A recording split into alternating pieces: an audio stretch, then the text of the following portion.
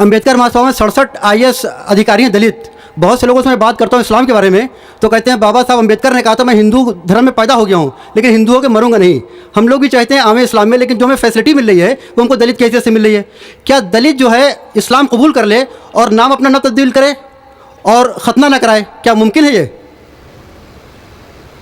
भाई साहब ने सवाल किया कि दलित, बाबा अम्बेडकर साहब की किताब में पढ़ चुका हूँ। आप बिल्कुल सही फरमाते कि बाबा साहब अम्बेडकर, डॉक्टर बाबा साहब अम्बेडकर, उनने जब दिगर मज़हब की तहकीक की सबसे बेहतरीन मज़हब उन्हें लगा इस्लाम। अफसोस की बात है कि हम मुसलमानों ने खुलेआम उन्हें कबूल नहीं किया, इसलिए उनने दूसरा बेहतर मज़हब बुद्धिज़्म को कबूल किया। आपका सवाल है कि दलित अगर कहते हैं कि हम इस्लाम कबूल करें और नाम नहीं बदले तो क्या ये जायज़ है, और ख़तना न करे जायज़ है? नाम बदलना इस्लाम में फ़र्ज़ नहीं है। नाम बदलना इस्लाम में फ़र्ज़ नहीं है। अगर आपका नाम शिरकाना नाम है तो बदलना फ़र्ज़ है, वरना नाम बदलना फ़र्ज़ नहीं है। आपका पुराना नाम प्रकाश हो या जॉन हो, नाम बदलना फ़र्ज़ नहीं है। कई आप देखेंगे साहबा ने नाम नहीं बदले, तो नाम बदलना फ़र्ज़ नहीं है। अगर कोई शख्स कहता है कि मैं इस्लाम कबूल करता हूँ, नाम नहीं बदलना चाहता हूँ, बिल्कुल जायज़ है। आपका दूसरा सवाल, क्या खतना करना फ़र्ज़ है? खतना करना फ़र्ज़ नहीं, सुन्नत मौक़िदा है, मुस्तहब है, अच्छी बात है, लेकिन फ़र्ज़ नहीं।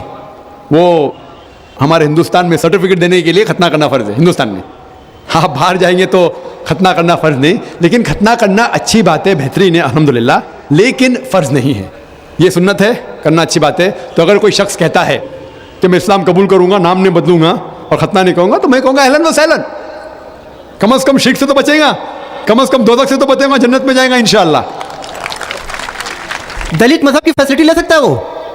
भाई साहब का तीसरा सवाल, दलित मज़हब की फैसिलिटी। ये दलित मज़हब की फैसिलिटी गवर्नमेंट देती है। ये गवर्नमेंट का रूल है, जो बैकवर्ड क्लास है उसको फैसिलिटी मिलती है। कई मुसलमान जो अपने आप को बैकवर्ड क्लास कहते हैं उनको भी फैसिलिटी मिलती है ना? कई मुसलमान नहीं जानता, अंसारी या कुछ चंद, सब ने चंद, तो ये फैसिलिटी मिलती है उनको। तो आज के मुसलमान जो अपने आप को बैकवर्ड कहते हैं उनको फैसिलिटी मिलती, तो कोई दलित अगर इस्लाम कबूल कर सकेगा तो गवर्नमेंट की फैसिलिटी भी मिलेंगी, इंशाअल्लाह अल्लाह की फैसिलिटी भी मिलेंगी। मेरा ये सवाल है कि क्या टेररिज्म और एक्सट्रीमिज्म का एक ही माने है? बहन ने सवाल किया है क्या टेररिज्म और एक्सट्रीमिज्म का एक ही माने नहीं, दोनों अलग माने हैं। टेररिज्म मतलब जो दहशतगर्द है, जो इंसान के दिल में दहशत पैदा करता है। एक्सट्रीमिस्ट मीन्स शिद्दत पसंद। टेररिस्ट में टेररिज्म करता है, जैसा मैंने तकरीर में कहा कि गलत लोगों के दिल में दहशत पैदा करना अच्छी बात है, अच्छे इंसान मासूम के दिल में दहशत पैदा करना गलत है।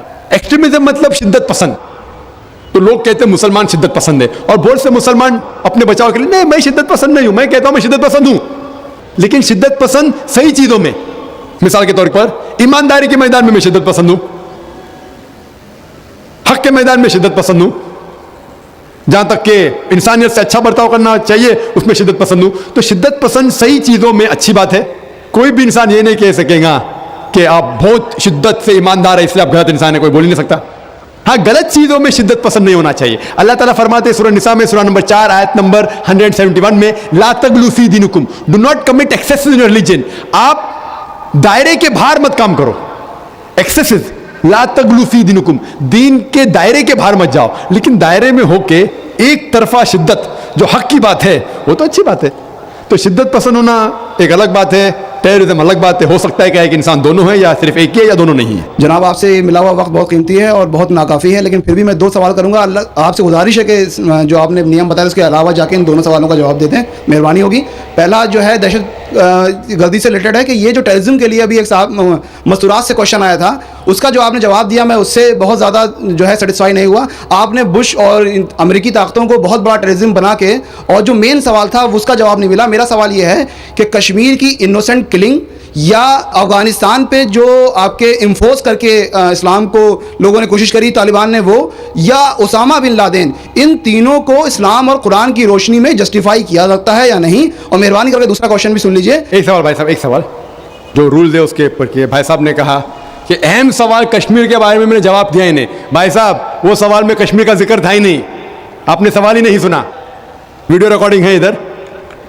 उस सवाल में कश्मीर का जिक्र था ही नहीं। उस सवाल में ये था कि जो WTC का वो जिहाद है क्या नहीं है। मैंने कहा है, लेकिन जिहाद फी सभी शैतान। आपने दूसरा सवाल किया कि मेरे नज़र में जो ओसामा बिन लादेन कर रहा है वो कुरान और हदीस की रोशनी में सही है क्या नहीं। जो लोग कश्मीर में झगड़ रहे वो सही है कहने, जो अफगानिस्तान में कर रहे सही है कहने। 3 सवाल, एक सवाल के 3 हिस्से। मैं पहले का जवाब तो दे चुका हूं, शायद आपने नहीं सुना, कि ओसामा बिन लादेन कुरान और हदीस के रोशनी में सही कर रहा है कहने। मैं तो ओसामा बिन लादेन से मिला ही नहीं, आप मिले होंगे, मैं नहीं मिला। अल्लाह ताला फरमाते सूरह हुजुरात में सूरा नंबर 49 आयत नंबर 6 में, जब भी कोई आपको इंफॉर्मेशन, कोई चीज़ मालूम पड़ती है, खुसूसन अगर फासिक के जरिए है, तो उसकी तहकीक करो। सो मुझे पता नहीं, जो ये CNN कह रही है कि ओसामा बिन लादेन ने WTC को गिराया, ओसामा बिन लादेन तो कहता मैं नहीं गिराया, तो ना मैं ओसामा बिन लादेन से मिला, तो मैं ये भी नहीं कहता ओसामा बिन लादेन कुरान हदीस पे है या नहीं है। अल्लाह आलम, अल्लाह आलम। अगर है तो जन्नत में जाएगा, नहीं है तो नहीं जाएगा। मुझे जरूरी नहीं कि ओसामा बिन लादेन से मिलना मेरा फर्ज है, ठीक है ना, वो आखिरत के दिन में फैसला हो जाएगा। अल्लाह ताला आपसे भी नहीं पूछेगा क्या वो मुजाहिद था कि दहशतगर्द था, तो अल्लाह ताला फैसला करेंगे। सवाल नंबर 2 कि कश्मीर में जो लोग झगड़ रहे हैं, क्या वो कुरान और हदीस की रोशनी में है क्या नहीं। मैं कश्मीर में लास्ट ईयर 2003 में तकरीबन 1 साल पहले गया था। आप देखते हैं कि कश्मीरी लोग अलग अलग वजह के लिए झगड़ रहे हैं। अगर वो वजह कुरान और हदीस से सही है तो सही वजह, अगर खिलाफ है तो खिलाफ है। ये कहना कि सारे कश्मीर कुरान हदीस के ऊपर है या सारे कश्मीर नहीं है, ये बिल्कुल गलत है। कुछ लोग कुरान और हदीस की रोशनी में जद्दोजहद कर रहे होंगे तो सही जिहाद कर रहे, कुछ लोग अपने जाती फायदे के लिए एक दूसरे का कत्ल कर रहे हैं, वो बिल्कुल गलत है। तो हम देखते हैं कि कई बार कई लोग अपने जाती फायदा अपना बना लेते हैं। तो मैं ये नहीं जानता हूं खुसूसन कौन कश्मीरी क्या कर रहा है, तो इसीलिए ये कश्मीर आम लोग कुरान हदीस पे अमल कर रहे क्या नहीं, आपको उससे पूछना चाहिए जो पॉलिटिक्स के अंदर एक माहिर है। अल्लाह ताला फरमाते सूरह नहल में सूरा नंबर 16 आयत नंबर 43, और अल्लाह ताला फरमाते सूरा नंबर 21 आयत नंबर 7 में, फसअलू अहल ज़िक्री इन कुंतुम ला तालमून, उससे पूछो जो उस फन का माहिर है। मैं पॉलिटिक्स के फन में माहिर नहीं हूं, मैं दाई हूं, तो किस तरीके से जवाब देना गैर मुस्लिम को बोलूंगा, लेकिन पॉलिटिक्स में कश्मीरी लोग क्या कर रहे हैं, अफगानी लोग क्या कह रहे हैं, वो मैं नहीं कह सकता हूं। मैं उस फन का माहिर नहीं हूं, अगर कहूंगा तो कुरान के खिलाफ जाएगा। आप उससे पूछो जो माहिर है, मैं इस फन का माहिर नहीं हूं, मैं दावती मैदान का माहिर हूं। आप भगवत गीता के बारे में पूछिए, रामायण के बारे में पूछिए, हिंदुइज्म के बारे में पूछिए, ईसाईयत के बारे में पूछिए, ये अफगानिस्तान के बारे में या कश्मीर के बारे में, मैं इस फन का माहिर नहीं हूं। लेकिन ये जानता हूं मैं कि जहां तक कि अफगानिस्तान का ताल्लुक है, तालिबान का ताल्लुक है, हम देखते हैं CNN के अंदर कि कई बार BBC और CNN में दिखाया गया कि तालिबान एक खातून को बेदर्दी से मार रहा है। अरे तालिबान खवातीन को मारते हैं जालिम लोग। क्योंकि दाई होने के हैसियत से मैं कई ममालिक का दौरा करता हूं। 2 साल पहले मैं मलेशिया में गया था। वहां एक शोहर और बीवी से मुलाकात हुई जो डॉक्टर थे। बीवी गायनेकोलॉजिस्ट थी और शोहर सर्जन थे। उन्होंने तकरीबन 1 महीना अफगानिस्तान में रहे और उन्होंने कहा मुझसे कि ये जो टीवी में दिखा रहे थे कि तालिबान लोग खवातीन को मार रहे, ये बिल्कुल गलत है। मैंने पूछा आपको कैसा पता गलत है, तो उसने मुझसे कहा, वो मियाँ बीवी ने कहा, क्योंकि तालिबान को जो पगड़ी बांधते हैं उनके बांधने का एक खुसूसी तरीका है। मिसाल के तौर पे जब हम अरबों को देखते, हमारे लिए जो अजम है, हमारे लिए सब अरब एक जैसे पगड़ी बांधते, फेटा बांधते, अपना गतरा बांधते, लेकिन वो अरब ही जानता है कि सऊदी गतरा बांधने का तरीका अलग है, वो एमिराटी UAE का गतरा बांधने का तरीका अलग है, वो कुवैती का गतरा बांधने का तरीका अलग है। वो पहचान सकते हैं। हमने इसी तरीके से वो तालिबान की पगड़ी बांधने का तरीका अलग है। वो डॉक्टर कहने लगे मुझसे कि जिस तरीके से वो BBC और CNN में दिखा रहे थे तालिबान खवातीन को मार रहे, वो तालिबान है ही नहीं, वो एक्टर लोग को लेके आए थे, लेकिन बेवकूफ थे कि एक्टिंग में बराबर से नहीं किए, वो कपड़े बराबर नहीं थे। मैंने तकरीर सुनी एक रिपोर्टर जिसका नाम है योआन रेडली। योआन रेडली एक ब्रिटिश रिपोर्टर है। जब अटैक होता है अमेरिका का अफगानिस्तान पे, भाई साहब को दुख हो रहा था जब मैंने कहा कि अमेरिका टेररिस्ट है। दुख हो रहा था उनको। जॉर्ज बुश अगर आपके रिश्तेदार तो माफी चाहता हूं मैं। तो योआन रेडली जो थी, योआन रेडली एक रिपोर्टर है, ब्रिटिश रिपोर्टर, सफेद है, वाइट यूरोपियन। उसको भेजते हैं अफगानिस्तान में तहकीक करने के लिए तालिबान के बारे में। वो सारे तहकीक करती है और पूरे टाइम वो नकाब में रहती है, हिजाब में रहती है। एक बार कैमरा गिर जाता है और اس کا راز فاش ہو جاتا ہے. تو طالبان اسے پکڑتے ہیں, 6 دن تک اسے قید کرتے ہیں. اور جس طریقے سے طالبان نے اس کے ساتھ برتاؤ کیا, وہ اس لیکچر میں کہتی ہے کہ لوگ جب انہیں پکڑتے ہیں تو بولتے کون اس کے ساتھ ہے, تو آدمی کو لے کے آتے ہیں, پھر اس کو لے کے جاتے ہیں اور سب لوگ گھیر لیتے. تو وہ سوچتی ہے ابھی چند منٹوں میں یہ جاہل لوگ میرا قتل کر لیں گے. شاید ہو سکتا ہے کہ 10-15 طالبان میرا بلاತ್ಕಾರ کریں گے. اس کے ذہن میں یہ سب جا رہا ہے, سوچ رہی ہو سکتا ہے کہ مجھے جھاڑ پہ سے لٹکا دیں گے. وہ ایک دم ڈری ہوتی. 1 گھنٹے تک لوگ اسے گھیرتے لیکن کوئی بھی سامنے نہیں آتا. وہ سوچتے ابھی میری موت, ابھی میری موت. 1 گھنٹے بعد ایک افغان عورت آتی ہے اور اس کے جسم کی جانچ پڑتال کرتی ہے. پھر اسے پتا لگتا ہے ہاں یہ لوگ سمجھتے ہیں کہ میرے پاس ہتھیار ہے. وہ اتنا تیش میں آتی ہے, اگر لوگ میں سے پوچھنا چاہیے ہتھیار میں بولتی نہیں ہے. 1 گھنٹہ تک کہ میں تڑپ کے مر رہی ہوں کہ یہ آج مجھے ماریں گے. وہ تیش میں آ کے کیا کرتی ہے, اپنا اسکرٹ اٹھا لیتے, دیکھو میرے پاس ہتھیار نہیں ہے. جیسا اسکرٹ اٹھاتی ہے طالبان 180 ڈگری اس طرف دیکھتے اور بھاگ جاتے. تو وہ کہتی ہے اپنے تقریر میں طالبان کو مارنے کے لیے بم گرانے کی ضرورت نہیں. وہ کہتی ہے اگر عورتوں کے کپڑے چھوڑیں گے تو طالبان مر جائیں گے شرم کے مارے. اور وہ تقریر کرتی ہے کہ اس عزت سے میری حفاظت کی 6 دن تک کے وہ طالبان لوگ نے. اور جب اسے پوچھا جاتا ہے سوال جواب کی نشست میں کیا آپ کو لگتا ہے کہ القاعدہ نے WTC کو گرایا, تو وہ یوان ڈڈلی کہتی ہے میرے حساب سے القاعدہ موجود ہی نہیں ہے. یہ اس کا کہنا ہے, میرا کہنا نہیں. اور جب اسے آزاد کیا جاتا ہے 6 دن کے بعد, اور جب باقی رپورٹرز پوچھتے آپ کے ساتھ کیا سلوک کیے, تو انہوں نے کہا اتنا اچھا حسن سلوک کیے کہ رپورٹ کے اندر ہی نہیں آیا. اور اس نے صرف یہ وعدہ دی تھی کہ میں انگلینڈ جا کے واپس سے قرآن مجید کا ترجمہ پڑھوں گی. تو وہ جاتی ہے اور چند مہینے بعد قرآن کا ترجمہ پڑھتی ہے اور اس کے بعد وہ اسلام قبول کرتی ہے. تو اس کے نظریے سے طالبان ایک دم معصوم ہیں, ان کے اوپر ظلم کیا گیا تھا.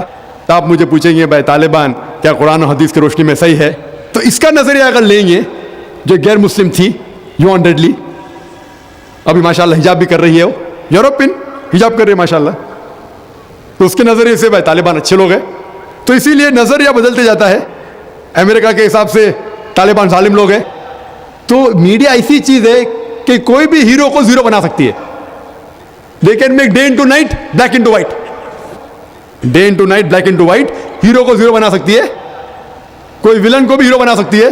تو اسی لیے قرآن مجید میں اللہ تعالیٰ فرماتے کوئی بھی چیز آپ کے پاس آتی ہے اس کی تحقیق کرو تیسرے کو پہنچانے کے پہلے. تو اسی بنیاد پہ میں نے کہا تھا, کیا نام ہے, اسامہ بن لادن کو جانتا ہوں نہ, یہاں کیا ہو رہا ہے پتہ نہیں مجھے, افغانستان بھی میں نہیں گیا ہوں, لیکن یہ رپورٹ کے ذریعے یہ پتہ لگتا ہے کہ یہ جو امریکہ کر رہی ہے اپنے میڈیا کے ذریعے یہ شیطانی حرکت جو غلط فہمی پھیلا رہی ہے, اس کی سزا تو انشاءاللہ انہیں ملیں گی. اسی لیے میرے نظریے سے جارج بش نمبر 1 ٹیررسٹ ہے, آپ کو دکھ ہوائے گا.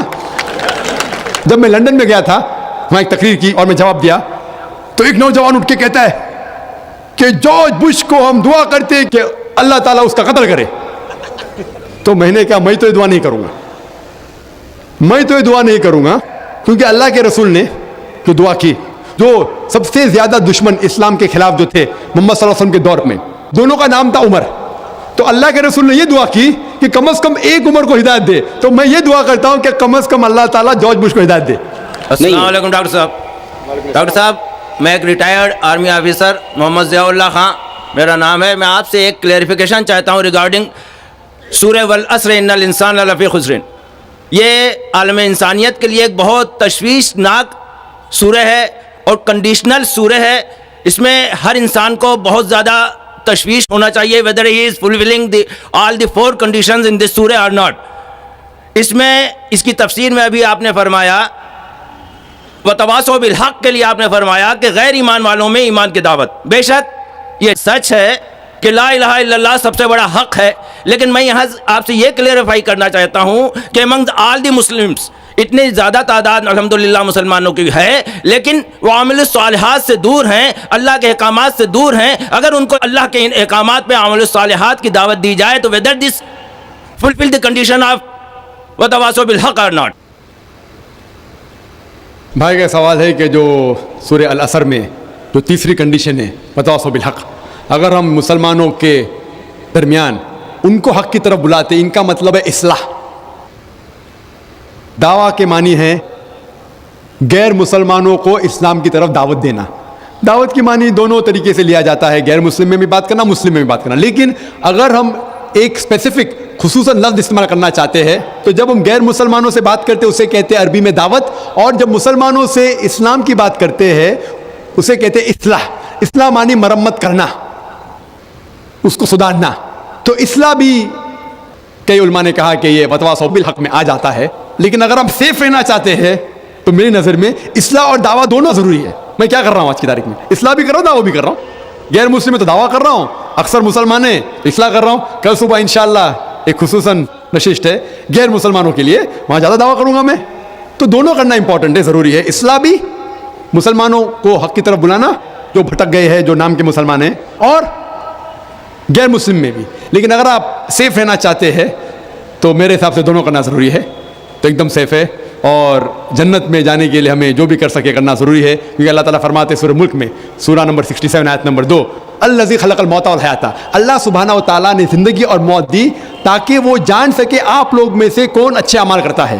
तो ये ज़िंदगी है, आखिरत के लिए इम्तिहान है। तो इस इम्तिहान में हमें सफल होना बहुत ज़रूरी है। इसीलिए हमें कोशिश करना चाहिए कि जहाँ तक हो सके अल्लाह और अल्लाह के रसूल के अहकाम के ऊपर अमल करें। Brother, Assalamu alaikum wa rahmatullahi wa barakatuh. I would like to start with the Islamic greeting. May peace, mercy and blessing be upon you. Brother, I would like to ask कि जिहाद के 3 लेवल्स होते हैं। Firstly तो नफ्स के ख़िलाफ़, दूसरा दावा करना, और तीसरा जैसे जिहाद फी सबीलिल्लाह। तो इसमें हम औरतों का कितना रोल हो सकता है? एंड प्लीज़ सर, अगर हो सके तो यहाँ से भी 2 क्वेश्चंस पूछे जाएँ, because we also want to ask. Thank you. बहन ने सवाल किया कि जिहाद के 3 लेवल होते हैं, एक जिहाद नफ्स, एक दावा, एक जिहाद फी सबीलिल्लाह। वो सारे जिहाद फी सबीलिल्लाह है। बहन का मतलब मेरे हिसाब से किताल फी सबीलिल्लाह। जिहाद के कई दर्जे हैं, कई उलमा ने कई दर्जे दिए जिहाद के, 3, 4, कोई 10, कोई 15, कई दर्जे। लेकिन ये 3 के बारे में जो बहन ने जिक्र किया कि बहनों का क्या रोल है इसमें, बहनों का क्या रोल है, क्या काम है। जहाँ तक कि जिहाद नफ्स का सवाल है, वो हर मुसलमान को करना चाहे वो मर्द या औरत हो, कि अगर कोई शैतान आपको भड़का रहा है कि ऐसा मत करो, अल्लाह से दूर जाओ, तो आपको अपने नफ्स से जिहाद करना चाहिए। मिसाल के तौर पे शैतान फरमाएगा ये हिजाब करने की ज़रूरत क्या, सिर ढकने की क्या ज़रूरत, बदन ढकने की क्या ज़रूरत, जितना आप बदन दिखाएंगे उतना आप मशहूर होंगे, ये शैतान भड़का रहा है। तो आप जिहाद करेंगे कि ख़वातीन का फ़र्ज़ है कि वो सारे जिस्म को ढके, तो सिर्फ दिखा सकती है वो चेहरा और ये, तो ये जिहाद नफ्स हुआ। तो मर्द को भी जिहाद नफ्स करना चाहिए, ख़वातीन को भी, दोनों को। जो भी अल्लाह ताला फरमाते कुरान में और अल्लाह के रसूल फरमाते हदीस में, उसके ऊपर अमल करने पे अगर आप जिहाद कर रहे हैं तो वो एक किस्म का जिहाद ही है, और कई बार जिहाद नफ्स भी कहलाएगा। जहाँ तक कि दावत का मैदान है, ख़वातीन का भी फ़र्ज़ है क्या वो गैर मुसलमान ख़वातीन में इस्लाम के बारे में गलतफ़हमियाँ दूर करे, दावा करे। हमारे बम्बई में, हमारे इदारे में, इस्लाम रिसर्च फाउंडेशन में एक शोबा है लेडीज़ विंग, खुसूसन ख़वातीन के लिए। और इस शोबे में कम से कम 10 ख़वातीन हैं जो तकरीर करते हैं, 10 मुकर्रिर हैं, 10 कम से कम, जो अल्हम्दुलिल्लाह ना ही बम्बई में, हिंदुस्तान के दिगर शहरों में, हिंदुस्तान के बाहर भी अल्हम्दुलिल्लाह वो तकरीर करते हैं, खुसूसन ख़वातीन के दरमियान। और दावा करना ख़वातीन का भी फ़र्ज़ है, औरतों का भी फ़र्ज़ है, नहीं कि सिर्फ मर्दों का फ़र्ज़ है, औरतों का भी फ़र्ज़ है। और किस तरीके से दावा करना चाहिए, आप अगर वेबसाइट पे जाएंगे irf.net, आप अगर वेबसाइट पे जाएंगे irf.net, वहाँ तरीके दिखाए गए किस तरीके से आप दावत के मैदान में उतर सकते हैं। और जो आखिरी जो बहन ने सवाल किया कि जो मेरे हिसाब से किताल फी सबीलिल्लाह था, हम देखते हैं कि सही बुखारी में एक चैप्टर, एक बाब है जिसके अंदर ज़िक्र है कि खुसूसन ख़वातीन ने भी किताल के दरमियान हिस्सा लिया। मिसाल के तौर पे जब मर्द जंग के मैदान में उतरते थे तो उन्होंने पानी दिया, उन्होंने फ़र्स्ट एड किया, मरहम पट्टी की। और एक वाक़या है जिसका ज़िक्र है जंग उहद के दरमियान, जब दुश्मनों ने मोहम्मद सल्लल्लाहु अलैहि वसल्लम को घेरा तो कुछ सहाबा मोहम्मद सल्लल्लाहु अलैहि वसल्लम के साथ थे, और एक सहाबिया भी थी जिसका नाम था नसीबा रज़ियल्लाहु अन्हा, और बाकी सहाबा के साथ یہ خواتین صحابیہ تھی اور جب دشمنوں نے حملہ کیا انہوں نے بھی حصہ لیا محمد صلی اللہ علیہ وسلم کی جان بچانے میں, اور وہ گھائل ہوئی, اور اس گھائل ہونے کے بعد محمد صلی اللہ علیہ وسلم نے اس کی تعریف کی.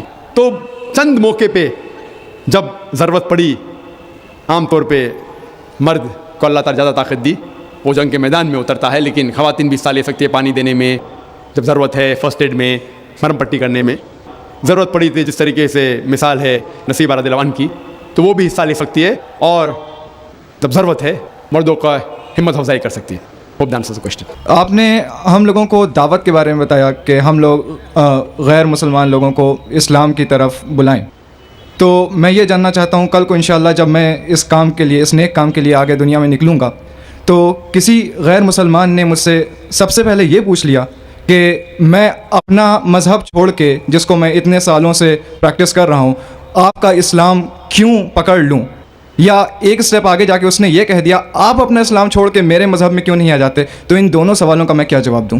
شکریہ. بھائی صاحب نے سوال پوچھا کہ اگر کوئی مجھ سے یہ پوچھے گا کہ میں میرا مذہب چھوڑ کے اسلام کیوں قبول کروں, یا آپ اسلام چھوڑ کے میرا مذہب کیوں نہیں قبول کرتے, وہ ایسی مثال ہے کہ ایک اسکول اگر حساب میں یہ بچوں کو سکھاتی ہے کہ 2 + 2 = 5, اور دوسری اسکول سکھاتی ہے 2 + 2 = 4, تو اب کون سی اسکول میں داخل ہوں گے؟ وہ اسکول جو حق کی بات کر رہا ہے, لیکن عام انسان کو حساب کے بارے میں پتہ ہے کہ 2 + 2 = 4 ہے اور 2 + 2 = 5 نہیں ہے. تو اسی لیے جب آپ کالج میں ایڈمیشن لیتے, آپ اس کالج میں ایڈمیشن لینے کی کوشش کریں گے جو کالج میں سب سے بہترین پڑھائی ہوتی ہے. اسی طریقے سے آپ اس مذہب میں داخل ہو جس مذہب میں سب سے بہترین انسانیت کے بارے میں کہا گیا ہے. اسی لیے میں کہتا ہوں غیر مسلمانوں سے چیلنج کرتا ہوں کہ آپ مجھے اسلام سے اچھا مذہب دکھاؤ اور میں اسلام چھوڑ دوں گا, آپ کے مذہب میں داخل ہو جاؤں گا.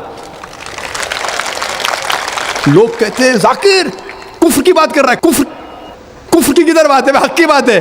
میں جانتا ہوں کہ اسلام سے اچھا مذہب ہے ہی نہیں, کیونکہ اللہ تعالیٰ طریقہ دکھاتے کس طریقے سے دعوت دینا.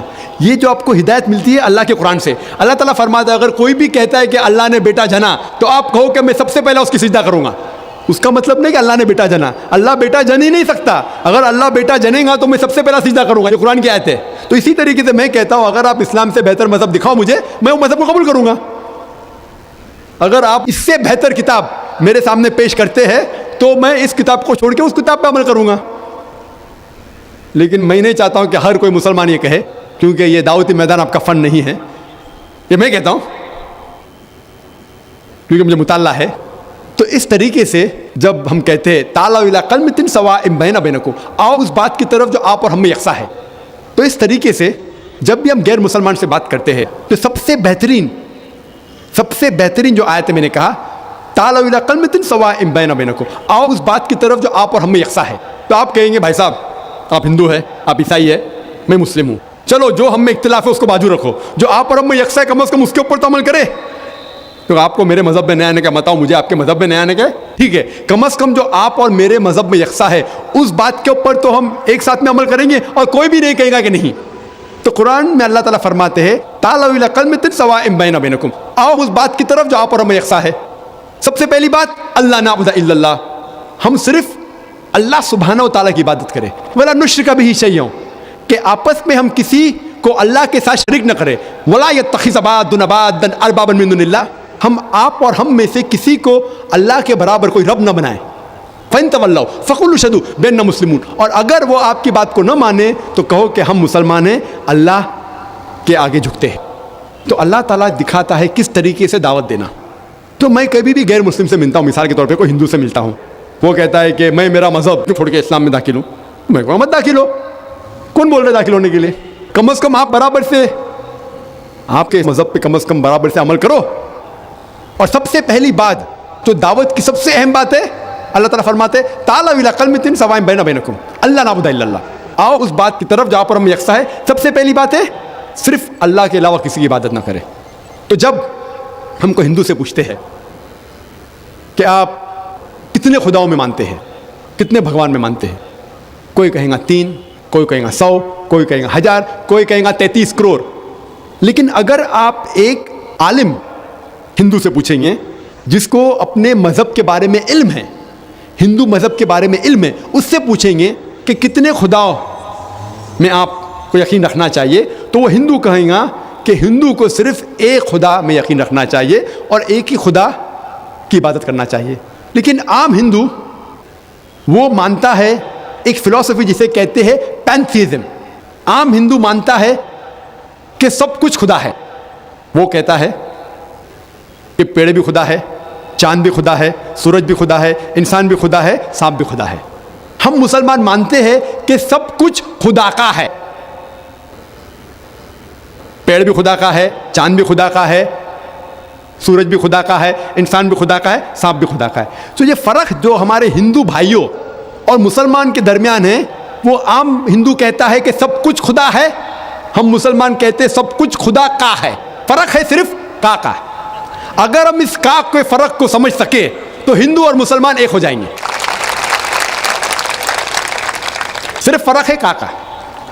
किस तरीके से हम उस फ़र्क को समझेंगे? अल्लाह ताला फरमाते तालू इला कलमतिन सवाइन बैना बैनकुम, आओ उस बात की तरफ जो आप और हमें यकसा है। हम समझे उनके किताबों से खुदा का क्या तसव्वुर है।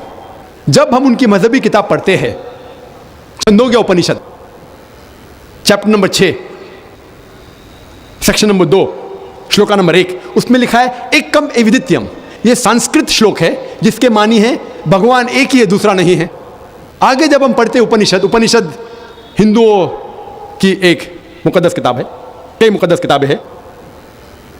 लिखा है श्वेताश्वतर उपनिषद में chapter number 6 chapter number 6 shloka number 9 में नाकस्य कसिज जनिता न चदीपा, जिसकी मानी है उस खुदा के ना ही कोई वालदा है ना कोई वालिद है, ना ही कोई रब है। उस खुदा के ना कोई वालदा है, ना वालिद है, ना कोई रब है। आगे लिखा हुआ है श्वेताश्वतर उपनिषद में चैप्टर नंबर 4 श्लोका नंबर 19 में न तस्य प्रतिमा अस्ति, उस भगवान की तरह कोई भी नहीं है, उस खुदा की तरह कोई भी नहीं है। और भगवत गीता में साफ लिखा है चैप्टर नंबर 7 श्लोका नंबर 20 में all those of materialistic people the intelligence is been stolen by material desires, means जो कोई पैसे के पीछे भागता है, जो लोग पैसे से मुतासिर है, वो लोग गलत खुदा की इबादत करते हैं। All those of intelligence has been stolen material desires they worship demigods, इसके मानी है कि जो लोग पैसे के पीछे भागते हैं वो लोग गलत खुदा की इबादत करते हैं।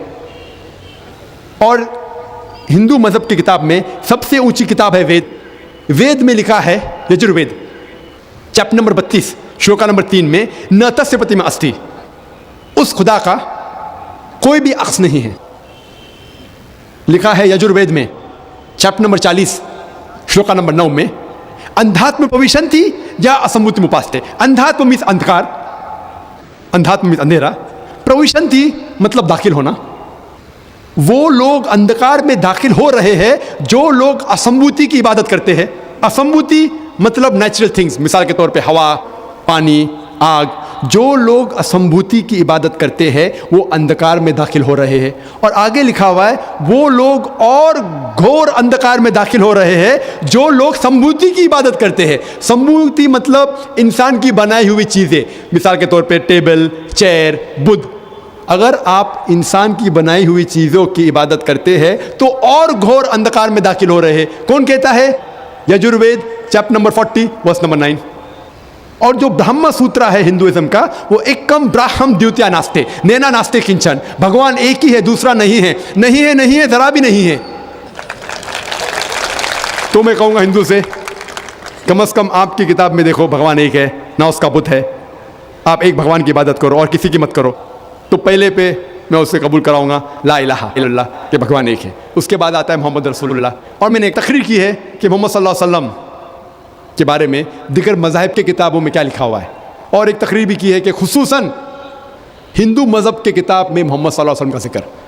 तो मैं उसे ये साबित करूँगा, वक्त नहीं है कि मैं एक तकरीर करूँ मोहम्मद सल्लल्लाहु अलैहि वसल्लम के बारे में हिंदू मज़हब में, लेकिन मोहम्मद सल्लल्लाहु अलैहि वसल्लम का जिक्र हिंदू मज़हब की कई किताबों में है। आप अगर पढ़ेंगे भविष्य पुराना पर्व 3 पर्व 3 खंड 3 अध्याय 3 श्लोका 5 से 8 में मोहम्मद सल्लल्लाहु अलैहि वसल्लम का जिक्र है। भविष्य पुराना पर्व 3 खंड 3 अध्याय 3 श्लोका 10 से 27 तक के उसका जिक्र है मोहम्मद सल्लल्लाहु अलैहि वसल्लम का। मोहम्मद सल्लल्लाहु अलैहि वसल्लम का जिक्र है कुंटब सुक्ता में, अथर्ववेद किताब number 20 him number 127 shloka number 1 से 14।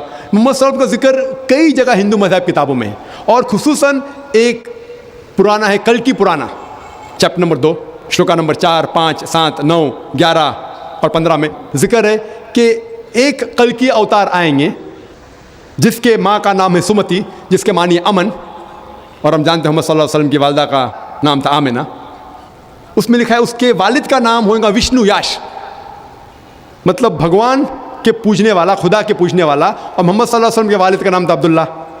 उसमें जिक्र है कि वो पैदा होंगे संभाला में।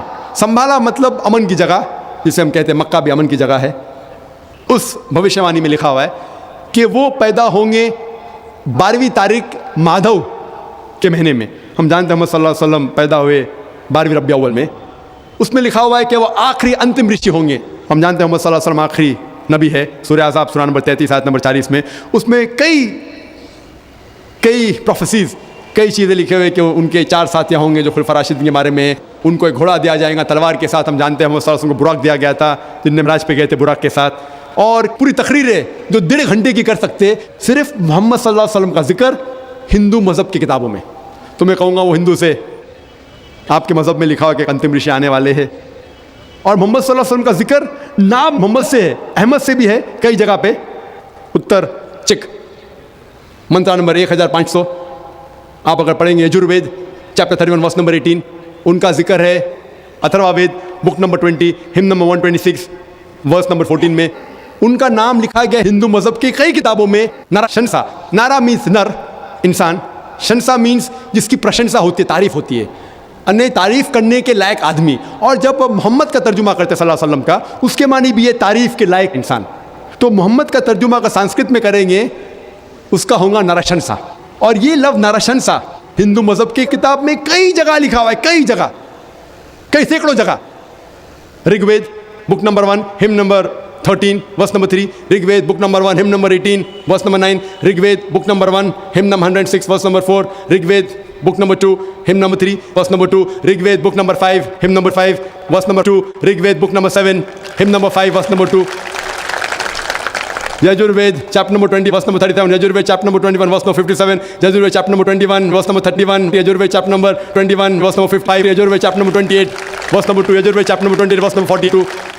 सैकड़ों हवाले सिर्फ हिंदू मज़हब की किताबों से हम दे सकते हैं जिसमें मोहम्मद सल्लल्लाहु अलैहि वसल्लम का नाम आता है एज नरशंसा। सो मैं हिंदू से कहूँगा कि आपकी हिंदू मज़हब की किताब में लिखा हो कि एक भगवान है, एक ही खुदा है, ना उसका कोई बुत है, बुत परस्ती करना हराम है, और कई पैगंबर है, आखिरी पैगंबर मोहम्मद सल्लल्लाहु अलैहि वसल्लम है। तो मैं कहूँगा कि आपकी किताब में लिखा है कि एक खुदा है और आखिरी पैगंबर मोहम्मद सल्लल्लाहु अलैहि वसल्लम है, और आपको जो पैगाम वो लेके आता है उसकी बात को मानना चाहिए। और वो पैगाम क्या है? कुरान और सही हदीस। तो अगर आप हिंदू मज़हब की किताबों का मुताला करेंगे, आपको यकीन रखने पड़ेगा एक खुदा में और मोहम्मद सल्लल्लाहु अलैहि वसल्लम। इसी तरीके से हम जब ईसाई से बात करते हैं, उसके बाइबल से साबित कर सकते हैं खुदा है। ईसा अलैहि सलाम खुदा नहीं है, वो खुदा के बेटे नहीं हैं। बाइबल के अंदर जिक्र है कि मोहम्मद सल्लल्लाहु अलैहि वसल्लम आने वाले हैं। तो इस तरीके से मैं कहूँगा गैर मुस्लिम से कि कम अज़ कम आप आपकी किताब को मानेंगे तो आपको यकीन रखने पड़ेगा एक खुदा में। और अल्लाह का जिक्र भी है हिंदू मज़हब की किताब में, ईसाई मज़हब की किताब में, लेकिन इसके लिए आपको थोड़ा जिद्दोजहद करने पड़ेगा, जिहाद करने पड़ेगा। जिहाद मतलब नहीं झगड़ा, वो गैर मुसलमान से झगड़ा नहीं करने पड़ेगा, जिद्दोजहद करने पड़ेगा, मतलब थोड़ी तहकीक करने पड़ेगा, जिहाद करने पड़ेगा। मैं क्या कर रहा हूँ? जिहाद कर रहा हूँ। मैं हज़ारों मील दूर इधर आया क्या करने के लिए? जिहाद करने के लिए, किसी का कत्ल करने के लिए नहीं, जिद्दोजहद करने के लिए कि लोगों को इस्लाम का पैगाम देने के लिए आया मैं। तो इसी तरीके से हर इंसान अगर कुरान और हदीस के ऊपर अमल करे और अपने दीन को फैलाए तो इंशाअल्लाह आज की तारीख में मुसलमान की हालत और बेहतर होगी इंशाअल्लाह। मैं आपसे एक सवाल पूछना चाहता हूँ कि ये जो यहूदी और western world under the leadership of America ये जो इस्लाम को और इस्लामिक वर्ल्ड को डिस्ट्रॉय करना चाहते हैं, इसका हल क्या है हमारे पास? Thank you. भाई साहब ने सवाल किया कि जो यहूद और ईसाई लोग हैं under the leadership of America जो इस्लाम को डिस्ट्रॉय करना चाहते हैं, हल क्या है?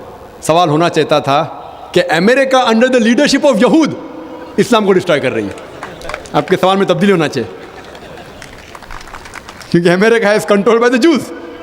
जो अमेरिका में है 5% भी यहूद नहीं है, लेकिन वो अमेरिका को कंट्रोल कर रहे हैं।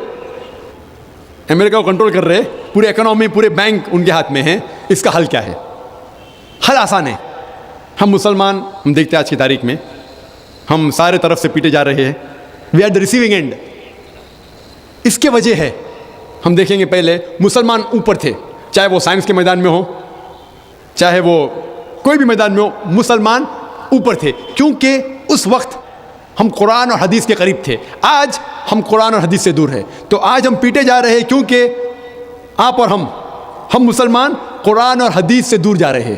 جب ہم قرآن اور صحیح حدیث پہ عمل کرنے لگیں گے تو انشاءاللہ پھر سے ہم مسلمان اپنا سر اٹھا کے چل سکتے ہیں. ہم دیکھتے ہیں کہ مسلمان اللہ کے پیغام پہ عمل نہیں کر رہے, ہمارے آخری نبی اس کے پیغام پہ, حکم پہ عمل نہیں کر رہے. ہم قرآن اور حدیث سے, صحیح حدیث سے دور جا رہے ہیں. جب ہم قرآن اور صحیح حدیث پہ پھر سے عمل کریں گے تو انشاءاللہ ہم پائیں گے کہ مسلمان پھر سے دنیا میں سب سے اونچا ہوگا. اور یہ حدیث میں ذکر ہے اس کا, جو ہو رہا ہے آج مسلمانوں کو, وہ ہم ہی اس کے ذمہ دار ہے. وہ لوگ تو غلط ہے لیکن ہم بھی ذمہ دار ہیں. ہم اسلام کی دعوت غیروں تک نہیں پہنچا رہے, ہم اسلام کے غلط فہمیاں دور نہیں کر رہے, ہم قرآن اور حدیث پہ عمل نہیں کر رہے. جو اللہ تعالیٰ فرماتا ہے قرآن میں, کتنے مسلمان اس کے اوپر عمل کر رہے ہیں؟ کچھ کرتے ہوئیں گے 2%, 5%, 10%, 25%. بہت کم مسلمان ہیں جو مکمل طور پہ قرآن اور صحیح حدیث پہ چل رہے ہیں, چاہے وہ دین کے اعمال ہو, چاہے وہ دنیا اعمال ہو. دونوں طرف سے ہم قرآن اور حدیث پہ عمل نہیں کر رہے. اگر ہم عمل کریں گے انشاءاللہ پھر سے ہم دیکھیں گے کہ مسلمان دنیا میں اوپر رہیں گا انشاءاللہ. ہم ذاکر بھائی سے سوال کرنا چاہتے ہیں, یہ جو WTC پہ 2001 میں حملہ ہوا تھا, تو اسلام کی رو سے کیا یہ جہاد صحیح راستے پر تھا یا غلط راستے پر؟ کیونکہ being a mother of sun جو کہ وہاں پر پڑھ رہا ہے, میرا دل کئی بار کانپ گیا اس حادثے کے بارے میں سوچ کے, کیونکہ وہاں پر اس وقت کام کر رہے بہت سارے انڈین IITians مارے گئے, اور میرا بیٹا بھی ایک IITian ہے اور وہ بھی وہاں پڑھ رہا ہے. تو یہ ایک ماں ہونے کے ناطے میں کانپ جاتی ہوں. تو میں جاننا چاہتی ہوں کیا یہ صحیح تھا یا اسلام کی روشنی میں اس کو واضح کریں پلیز. السلام علیکم. بہن نے سوال پوچھا کہ جو 11 سپتمبر میں 2001 میں جو WTC کے وہ پلین جو آ کے ٹکرائی, کیا یہ جہاد اسلام کے نظر میں صحیح تھا؟ جہاد تو تھا, کس نے تو جدوجہد کی, لیکن جہاد فی سبیل اللہ تھا, جہاد فی سبیل شیطان تھا, اس کی تحقیق کریں گے.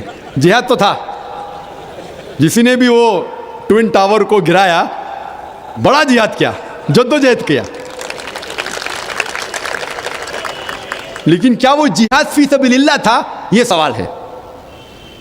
پہلا سوال میرے طرف سے, میں یہ نہیں جانتا ہوں کہ کس نے وہ WTC کو گرایا, میں یہ بھی نہیں جانتا ہوں کہ مسلمان نے گرایا غیر مسلم نے گرایا. یہ تو امریکن میڈیا ہے, CNN, BBC, جو کہتی ہے کہ prime suspect Osama bin Laden. اللہ تعالیٰ فرماتے سورہ حجرات میں, سورہ نمبر 49 آیت نمبر 6 میں, جب بھی کوئی آدمی آپ کو کچھ بات کہتا ہے, خصوصاً جب فاسق ہے, تو اس کی تحقیق کرو اور پھر تیسرے تک پہنچاؤ. تو میں جو CNN اور BBC میں دیکھتا ہوں اور انٹرنیشنل میڈیا میں پڑھتا ہوں, مجھے اس پہ یقین نہیں. اگر آپ اس CNN اور BBC پہ یقین کریں گے تو ماننے پڑے گا کہ مسلمان نے کیے. آپ مجھے پوچھتے کہ یہ حادثہ جو ہوا وہ صحیح یا غلط ہے؟ اس میں کوئی دو رائے نہیں کہ جو حادثہ ہوا وہ بالکل غلط ہے. کوئی بھی مسلمان یہ نہیں کہہ سکتا کہ وہ حادثہ صحیح تھا, کیونکہ اللہ تعالیٰ فرماتے ہیں سورہ مائدہ میں سورہ نمبر 5 آیت نمبر 32 میں, اگر کوئی بھی انسان کوئی دوسرے انسان کا قتل کرتا ہے, کوئی بھی انسان اگر کوئی دوسرے انسان کا قتل کرتا ہے, چاہے وہ مسلم ہو یا غیر مسلم ہو, سوا قتل کے بدلے میں قتل یا اس زمین پہ فساد پھیلانے کے لیے, اس دو وجہ کے علاوہ کوئی بھی انسان دوسرے انسان کا قتل کرتا ہے, وہ ایسا ہے کہ سارے انسانیت کا قتل کیا. اور کوئی بھی شخص اگر کوئی بھی انسان کو بچاتا ہے, وہ ایسا ہے کہ سارے انسانیت کو بچاتا ہے. تو کوئی بھی انسان کا قتل کرنا قرآن کے حساب سے حرام ہے, صرف دو وجہ سے جائز ہے, اگر قتل کے بدلے قتل یا وہ انسان اس دنیا میں فساد پھیلا رہا ہے. تو اس نظریے سے جب 5000 سے زیادہ لوگ کا قتل ہوا WTC میں, تو وہ ایکٹ جو ہے, جو وہ عمل ہے, ہمیں یہ ماننا پڑے گا کہ وہ غلط ہے. لیکن کس نے اسے کیا مجھے پتا نہیں, کیوں کیا مجھے پتا نہیں. لیکن اگر آپ یہ پوچھیں گے کہ کون سب سے بڑا دہشت گرد ہے, تو میڈیا سے یہ پتہ لگتا ہے کہ امریکہ جو سب سے طاقتور ملک ہے وہ افغانستان جو سب سے کمزور ملک ہے اس کو اٹیک کیا, اس کے اوپر بام گرائے. یہ ماننا پڑے گا کہ جارج بش جو امریکہ کا پریزیڈنٹ تھے, ان نے سب سے کمزور ملک کے اوپر بام گرائے اور ہزاروں لوگ کا قتل کیا. اور اس کے خود سیٹلائٹ چینل پہ CNN پہ اس کا ذکر ہے, اس نے خود اپنے منہ سے کہا کہ میں نے فوج بھیجا معصوم لوگوں کو قتل کرنے افغانستان. مان بھی لو اگر بحث کے طور پہ ایک مسلمان نے ٹوئن ٹاور کو گرایا, لیکن کیا اگر ایک آدمی ٹوئن ٹاور کو گراتا ہے, مان لو بحث کے طور پہ اس نے گرایا, تو کیا آپ ہزاروں لوگوں کا قتل کر سکتے؟ کیا کوئی بھی شریعت, کوئی بھی حکومت اجازت دیتی ہے؟ UN نے بھی اس کو پاس نہیں کیا. تو میرے نظریے میں آج کی تاریخ میں سب سے بڑا دہشت گرد ہے جارج بش.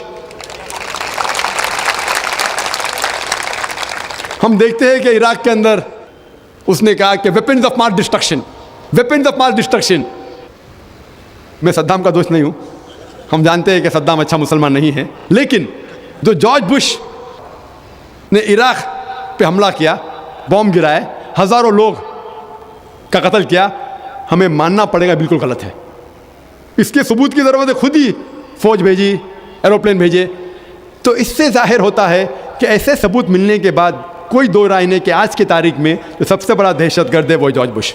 میرا ایک سوال ہے کہ قرآن مکمل ضابطۂ حیات ہے, یہ ہم سب مانتے ہیں, مگر کیا وجہ ہے کہ آپ نے فرمایا کہ 130 کروڑ مسلم اس دنیا میں ہیں, مگر کوئی ملک ایک بھی ایسا نہیں ہے جہاں پہ لا آف دا لینڈ شریعہ قانون کے لحاظ سے ہو. تو یہ کیا وجہ ہے کہ مطلب قرآن پاک کی تلاوت کری جاتی ہے, ایک ضابطۂ حیات ہے, بار بار دہرایا جاتا ہے, لیکن اسے فالو ایز اٹ از کوئی نہیں کرنا چاہتا, یہ کیا وجہ ہے؟ راجیو بھائی نے ایک اچھا سوال پوچھا کہ 130 کروڑ مسلمان ہیں دنیا میں, کئی مسلمان ممالک ہیں, بٹ کئی بھی ملک میں اسلام کی شریعت پورے مکمل طور سے عمل میں نہیں آتی, عمل نہیں ہوتی. کچھ حد تک میں آپ سے سہمت ہوں کہ 100% پوری شریعت میرے علم میں کوئی بھی ملک میں پوری 100% سے عمل میں نہیں آتی, لیکن جو بھی ملک میں جس شریعت کا حصہ اس کا عمل جہاں ہو رہا ہے وہاں سب سے زیادہ آپ دیکھیں گے امن ہے, اور سب سے زیادہ اس شریعت کے معاملے میں فائدہ ہے. مثال کے طور پہ سعودی عربیہ میں کرمنل لا فالو ہوتا ہے. جو کرمنل لا ہے جسے کہتے ہیں کہ جہاں تک سزا کا, کوئی بھی اگر کوئی غلطی کرتا ہے اسلامک شریعت میں سزا ہوتی ہے, وہاں سب سے زیادہ امن ہے. مثال کے طور پہ لوگ یہ کہتے ہیں کہ اسلام مذہب دہشت کا مذہب ہے, جب بھی کوئی چوری کرتا ہے تو اس کے ہاتھ کاٹے جاتے ہیں, کیسا مذہب ہے؟ میں یہ کہتا ہوں کہ باقی دیگر مذاہب اچھی باتیں کہتے ہیں, اسلام اچھی باتیں کہنے کے علاوہ کس طریقے سے اس چیز کا عمل ہو سکتا ہے اس کے بارے میں ذکر کرتا ہے. مثال کے طور پہ ہر مذہب کہتا ہے کہ چوری مت کرو, ہندوازم بھی کہتا ہے, کرسچینٹی بھی کہتی ہے, ہم دیکھیں تو اسلام بھی کہتا ہے.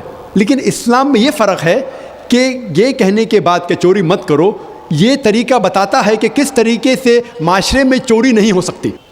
اسلام کہتا ہے کہ ہر امیر انسان جس کے پاس 85 گرام سونا سے زیادہ دولت ہے, 7.5 تولہ سونا سے زیادہ دولت ہے, اسے ہر سال 2.5% زکوٰۃ دینا چاہیے. اگر ہر امیر انسان زکوٰۃ دے تو غربت دنیا سے ہٹ جائیں گی, مٹ جائیں گی.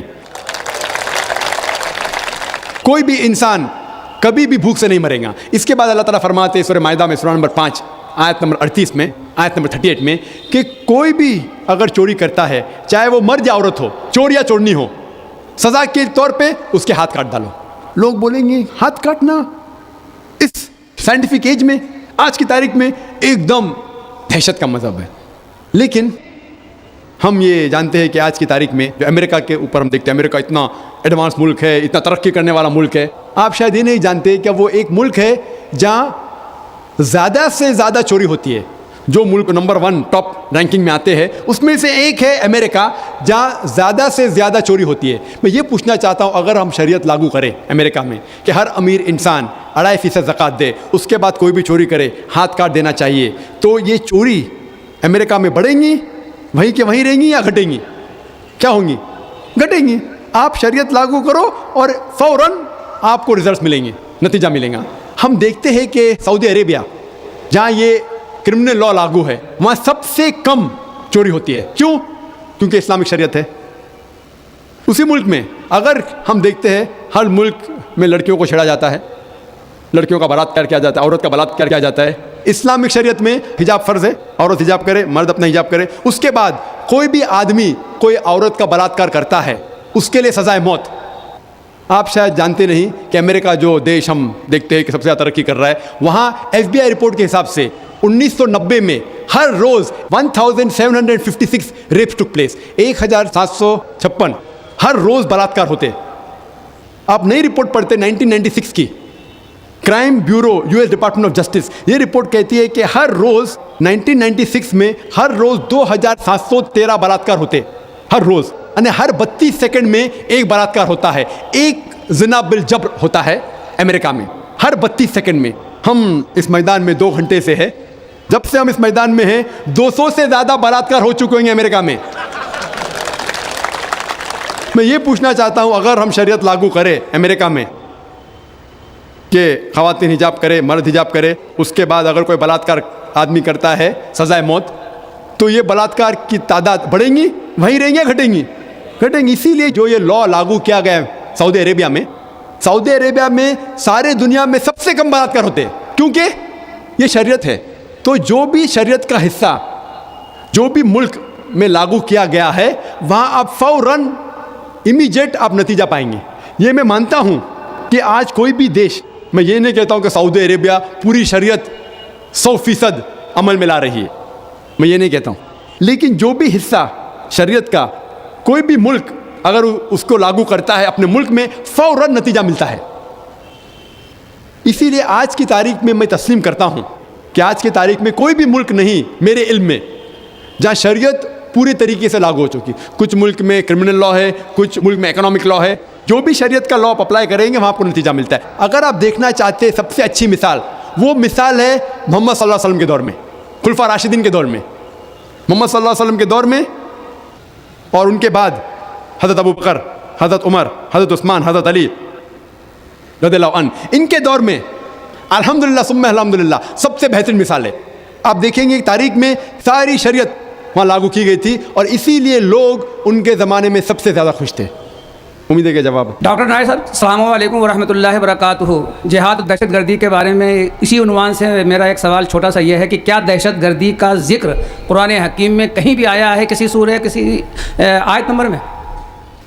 بھائی صاحب کا سوال ہے کہ دہشت گردی کا ذکر کہیں قرآن مجید میں آیا ہے, اور میں تقریر میں بھی حوالہ دیا اس آیت کا کہ جو لفظ انگلش میں کہتے ہیں ٹیررسٹ, اردو میں کہتے ہیں دہشت گرد, اور یہ لفظ جو ہے یہ قرآن مجید میں ہے سورہ انفال میں سورہ نمبر 8 آیت نمبر 60 میں کہ اللہ تعالیٰ فرماتے ہیں کہ وہ لوگ جو حق کے خلاف ہے ان کے دل میں دہشت پیدا کرو. تو اسی لیے میں نے کہا کہ ہر مسلمان کا فرض ہے کہ جو لوگ حق کے خلاف ہے, جو معاشرے کے خلاف ہے, جو انسانیت پہ ظلم کر رہے, ان کے دل میں دہشت پیدا کرو. جس طریقے سے پولیس کا کام ہے, اور اگر کوئی انسان, وہ انسان جو معاشرے کے خلاف ہے, انسانیت کے خلاف ہے, مثال کے طور پہ کوئی چور ہے یا کوئی بلاत्ਕਾਰ کرنے والا ہے یا زنا بالجبر کرنے والا ہے, ایسے انسان کے دل میں دہشت پیدا کرنا اچھی بات ہے. اور یہ لفظ جو لوگ کہتے ہیں یہ کوئی لفظ کا کھلواڑ نہیں ہے. ایون انگلش لینگویج میں کچھ چند مہینے پہلے بمبے میں ایک آرٹیکل آیا تھا ٹائمز آف انڈیا میں جس میں لکھا تھا کہ inspector Angre terrorizes the under world.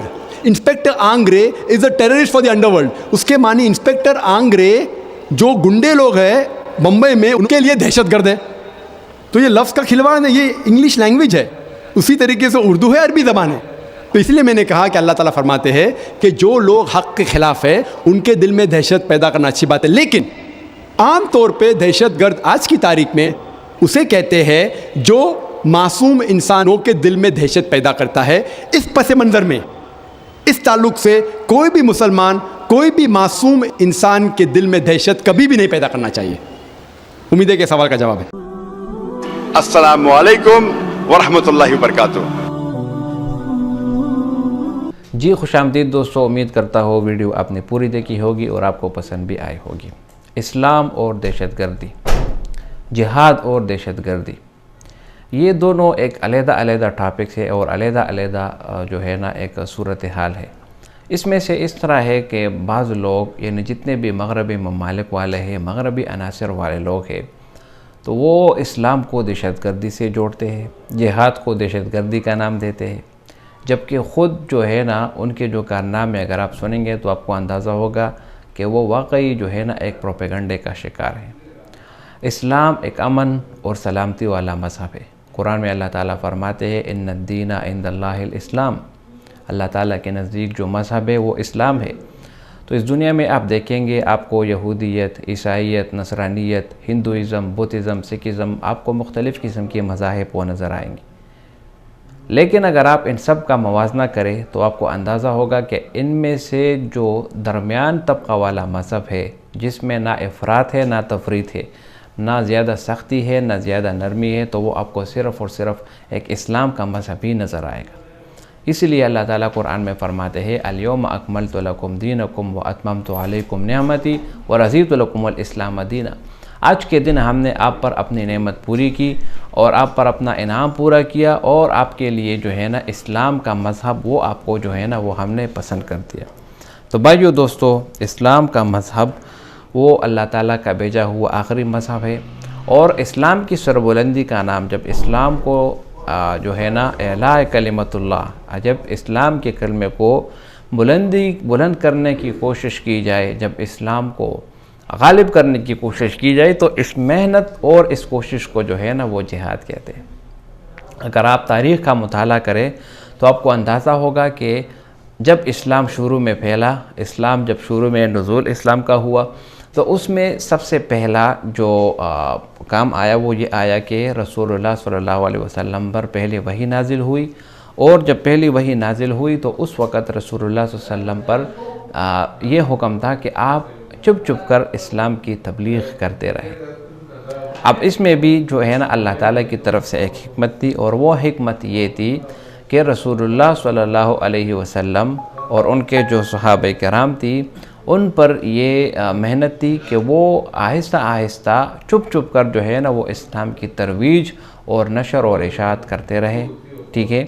اسی طرح رسول اللہ صلی اللہ علیہ وسلم نے جو چپ چپ کر دعوت اور تبلیغ کی، اور جو چپ چپ کر انہوں نے اسلام کی نشر و اشاعت شروع کی، تو وہ اس لیے کی کیونکہ اس وقت مسلمانوں کی تعداد کم تھی، اور جب مسلمانوں کی تعداد کم ہو تو یہ دنیا یہ دارالاسباب ہے، یہ اسباب پر مشتمل ہے۔ یعنی اللہ تعالیٰ ایسا بھی کر سکتا ہے کہ وہ جو ہے نا مسلمانوں کے کم تعداد ہوتے ہوئے بھی کفار کو شکست دے سکتا ہے، لیکن اسباب اس دنیا کے لیے ضروری ہے، بغیر اسباب کے کامیابی ممکن نہیں۔ تو اسی لیے مسلمانوں کو یہ حکم تھا کہ وہ آہستہ آہستہ اور چپ چپ کر تبلیغ کرے۔ اگر انہوں نے کل عام اور علی اعلان اسلام کی دعوت شروع کر دی ہوتی تو تعداد کم ہونے کی وجہ سے ہو سکتا تھا کہ وہ سب ختم ہو جاتے، لیکن اس میں حکمت اور فلسفہ یہ تھا کہ انہوں نے چپ چپ کر دعوت تبلیغ شروع کیا، اور جب مسلمانوں کی تعداد ایک خاص تعداد تک پہنچی تو پھر اللہ تعالیٰ نے یہ آیت نازل کر دی وَأَنذِرْ عَشِيرَتَكَ الْأَقْرَبِينَ کہ اب اپنے قریبی رشتہ داروں کو کیا کرو، آپ ڈراؤ۔ تو بھائیو دوستو، اللہ تعالیٰ نے جب اس دنیا میں مسلمانوں کو بھیجا، اور جب مسلمانوں کی تعداد کچھ زیادہ ہوئی، تو پھر اللہ تعالیٰ کی طرف سے یہ پیغام آیا کہ اب آپ علی الاعلان جو ہے نا دعوت تبلیغ آپ کر سکتے ہیں، آپ اسلام کی دعوت لوگوں تک پہنچا سکتے ہیں۔ تو اسی سلسلے میں رسول اللہ صلی اللہ علیہ وسلم صفا کی پہاڑی پر چڑھے اور تمام قبائل کو اکٹھا کیا اور ان کو اسلام کی دعوت دی، یا بنی قریش، یا بنی عبد مناف، اور اسی طرح جتنے بھی قبیلے تھے ان کو ان کے سربراہ کے نام سے پکارا گیا، اور ان کو رسول اللہ صلی اللہ علیہ وسلم نے واضح طور پر اسلام کی دعوت دی۔ پھر اس کے جواب میں رسول اللہ صلی اللہ علیہ وسلم کے چچا ابو لہب ان کے خلاف ہوئے اور ان پر پتھر بھی برسائے، جس پر قرآن مجید میں سورت نازل ہوئی، سورۃ اللہب۔ تو اسلام کی تعداد جب بڑھی اور مسلمانوں کو جب ہجرت کا حکم دیا گیا، تو مسلمان جب ہجرت کر کے مدینہ چلے گئے تو مدینہ میں اسلام اور کفر کے درمیان جو پہلا جہاد کا موقع آیا وہ غزوہ بدر کے نام سے مشہور ہوئی۔ اب یہاں پر ایک دوسری قسم کی چیز بھی ہے، اس پر بھی سمجھنا ضروری ہے، وہ یہ کہ اسلام غزوہ اور جنگ میں کیا فرق ہوتا ہے؟ غزوہ وہ ہوتا ہے جس میں رسول اللہ صلی اللہ علیہ وسلم بذات خود شریک ہوا ہو۔ غزوہ بدر چونکہ کفر اور اسلام کی پہلی لڑائی تھی، اس لیے اس تاریخ میں اس کو بہت زیادہ اہمیت حاصل ہے۔ اس میں 313 صحابہ کرام جو ہے نا وہ شریک ہوئے، اور الحمدللہ اللہ کے فضل سے اللہ تعالیٰ نے مسلمانوں کو فتح عطا کیا۔ 14 صحابہ کرام وہ شہید ہوئے، 70 کفار اس میں مارے گئے، اور 70 سرداران کفار وہ قید کر لیے گئے۔ تو بھائیو دوستو، اسلام میں جہاد کا نام محنت سے ہے، کوشش سے ہے، اور اس کا مطلب اعلاء کلمت اللہ، اللہ تعالیٰ کی دین کو سر بلند کرنا۔ اب بعض عناصر یعنی بعض مغربی عناصر اسلام کو دہشت گردی سے جوڑتے ہیں، جو کہ بالکل سراسر غلط ہے، پروپیگنڈا ہے۔ 9/11 کا واقعہ ہوا، اس کے بعد امریکہ نے جو ہے نا افغانستان میں اپنی فوج بھیجی شروع کی، اور وہاں پر ہزاروں جو ہے نا انسانوں کا قتل کیا گیا۔ کیوں؟ وجہ کیا تھی؟ وار اگینسٹ ٹیررزم، ایک جھوٹا بیان یا پروپیگنڈا پیش کیا گیا۔ اسی طرح اب دیکھتے ہیں اسرائیل نے جو فلسطین پر حملہ کیا، ابھی اس میں کتنے مسلمان شہید ہوئے، بے گناہ ہوئے؟ کیوں؟ کوئی جواب دینے والا نہیں۔ غزہ میں کتنے مسلمانوں کی نسل کشی کی گئی؟ تو اسلام جو ہے نا وہ ایک امن والا مذہب ہے۔ اللہ تعالیٰ قرآن میں فرماتے ہیں من اجل ذالک کتبنا علی بنی اسرائیل انہ من قتل نفسا بغیر نفس او فساد فی الارض فکأنما قتل الناس جميعا ومن احیاها فکأنما احیا الناس جميعا۔ اگر کسی نے ایک انسان کی جان بچائی تو گویا اس نے پوری انسانیت کی جان بچائی، اور اگر کسی نے ایک انسان کو قتل کیا تو گویا اس نے پوری انسانیت کو قتل کیا۔ تو بھائیو دوستو، اسلام امن والا مذہب ہے، اور اسلام کو دہشت گردی سے جوڑنا یہ ایک غلط پروپیگنڈا ہے اور ایک غلط بیانیہ ہے۔ تو بھائیو دوستو، جتنے بھی اس دنیا میں لوگ آئے اور جتنے بھی اس دنیا میں لوگوں نے پروپیگنڈے کیے، وہ سب کے سب اپنے انجام کو پہنچ گئے، لیکن الحمدللہ اسلام اب بھی اپنے عروج پر ہے، اور اسلام کو اللہ تعالیٰ نے ترقی دینی تھی تو الحمدللہ وہ ابھی بھی ترقی کر رہا ہے، اور ترقی کی راہ پر گامزن ہے۔ بھائیو دوستو، امید کرتا ہوں یہ ویڈیو آپ کو پسند آئی ہوگی۔ اگر یہ ویڈیو آپ کو پسند آئے، اس چینل کو سبسکرائب کریں۔ بہت شکریہ۔